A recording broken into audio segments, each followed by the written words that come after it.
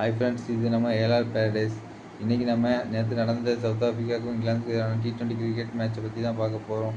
இந்த மேட்ச்சில் south Africa toss ஜெயிச்சு ஃபீல்டிங் சூஸ் பண்ணாங்க. இங்கிலாந்து இந்த போட்டியில் 304 ரன்கள் எடுத்தனர், 2 விக்கெட் இழப்புக்கு. இதில் ஃபில் ஷாட் அதிகபட்சமாக 140 ரன் எடுத்து நாட் அவுட்டில் இருந்தார். 60 பந்துகளில் இந்த ஸ்கோர் அடிச்சிருந்தார். 15 4 8 சிக்ஸரும் அவர் அடிச்சிருந்தார். இரண்டாவது அதிகபட்சமாக ஜோஸ் பட்லர் 30 பந்துகளில் 83 ரன் அடிச்சிருந்தார். அவர் 8 4ம் 7 சிக்ஸரும் அடிச்சிருந்தார். இது மூன்றாவது அதிகபட்சம் 304. இந்த ஸ்கோர் மூன்றாவது அதிகபட்ச ஸ்கோர் ஆகும். இதில் 2020 அதிகபட்சமாக ஜிம்பாப்வே 344 ரன்கள் எடுத்திருக்காங்க. இரண்டாவது அதிகபட்ச ஸ்கோராக நேபாள் 314 எடுத்திருக்காங்க.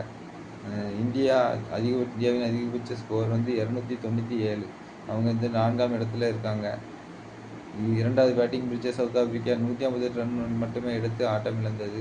இந்த டீமில் யாரும் பெரிய ஸ்கோர் எதுவும் அடிக்கவே இல்லை. அதனால் இவங்களால் அந்த இலக்கை கிட்ட கூட நெருங்க முடியல.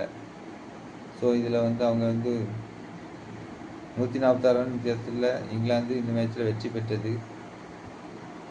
சவுத் ஆஃப்ரிக்கா இங்கிலாந்து சார்பில் ஜெஃப்ரா ஆர்ச்சர் அதிகபட்சமாக 3 விக்கெட்டுகளை எடுத்தார். இந்த வீடியோ பிடிச்சிருந்தால் லைக் பண்ணுங்கள், ஷேர் பண்ணுங்கள், நம்ம சேனலில் சப்ஸ்கிரைப் பண்ணிக்கோங்க. Bye friends.